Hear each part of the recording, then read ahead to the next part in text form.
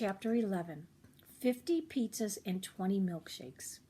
Simon's mom looked at the garage and said we did an excellent job. She congratulated us on making the money. We realized right then that we were all starving. All that work made us super hungry. We should go for pizza and ice cream, Rosie suggested. Can I? Simon asked his mom, but where's Dad? He's in Hammond, his mom said after checking her phone. That's about an hour and a half away. You can take it back in time. You can make it back in time. We are all happy about that. Should we get pizza or ice cream? We're like millionaires. We could get both. Maybe, Rosie said, and caught my eye when Simon wasn't looking. She kind of winked at me. Yeah, I said, and winked back, maybe. We have enough money to get like 50 pizzas and 20 milkshakes. Simon said. He was excited. I think he thought maybe, just maybe, he wouldn't get into too much trouble with his dad now. Where should we go first? We didn't stop at the pizza place first, and we didn't stop at the ice cream shop first. We stopped at Sycamore Sports first. It was a store that had lots of sports stuff and camping stuff. And bikes. You got it. We're going in here?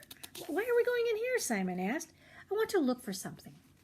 She walked straight to the bikes at the back of the store. There was a high school kid working there. He had a bike up on a rack and was spinning its front tire. Can I help you three? Rosie did the talking. We're looking for a mountain bike, Rosie said. Simon hadn't figured it out yet. He just watched Rosie with a puzzled look on his face. What is she doing? We've got a few models, the teenager said, and walked us over to the wall where a bunch of bikes were lined up. He waved at them as he described them. These are the rock jumpers, good mountain bike. These are the trail hunters. And at the top of the line is the mongoose. It has an aluminum frame instead of steel, and it's much lighter, but twice as strong. How much for the mongoose? Rosie said. It's expensive. How much? $145. Do you have an orange one? I do. Then we'll take it. He went to get the bike. Simon still hadn't figured it out. He's like, what's going on? We're buying you a new bike. One that won't get all busted up on the trails at Picasso Park. It was Molly's idea. I could see tears welling up in Simon's eyes. He was so surprised and so happy. Oh my gosh. What a nice thing those friends did.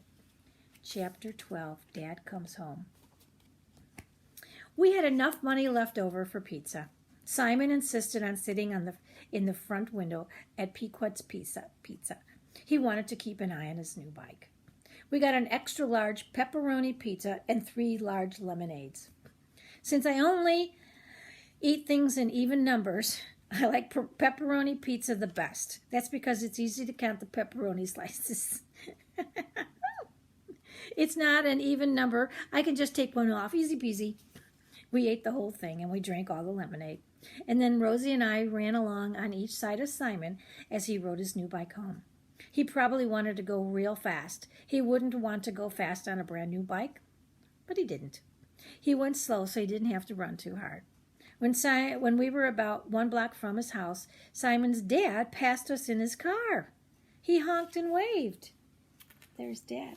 There's Simon on his new bike. Oh, I'm so glad he's got a helmet on, too. Simon stopped his bike on the sidewalk. It was so new that the brakes made a rubbery, squeaky sound. Wish me luck, Simon said. I can tell he was getting nervous again. Good luck, Rosie and I said at the same time. We didn't go with him, but we sort of stood behind a clump of trees and watched from a distance. We couldn't hear what happened. We were too far away, but we could see what happened.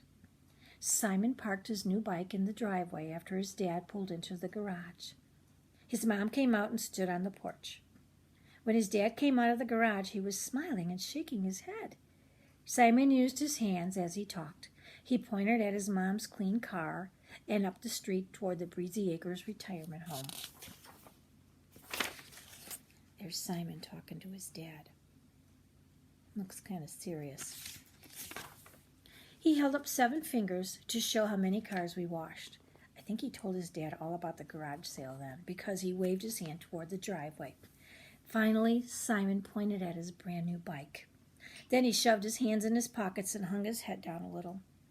"Do you think he's telling him about getting into trouble at school now?" Rosie asked. "Yeah, I think so." His dad nodded his head, rubbed Simon's hair. Then he put his arm around Simon's shoulders and kind of steered him into the garage. "What's happening now?" asked Rosie. "I don't know." A minute later, Simon's dad came out of the garage riding the adult bike. He called something over to Simon's mom. Simon hurried to his new bike and hopped on. They rode side by side out of the driveway and turned right. That's the way to Picasso Park. So he and his dad had a nice conversation about getting in trouble at school. And then they decided to go for a walk. End of the story. Hope you enjoyed that one. I'll give you a couple of days to read it, and then we're going to start another one. The next one's going to be really good. Love you guys. Bye-bye.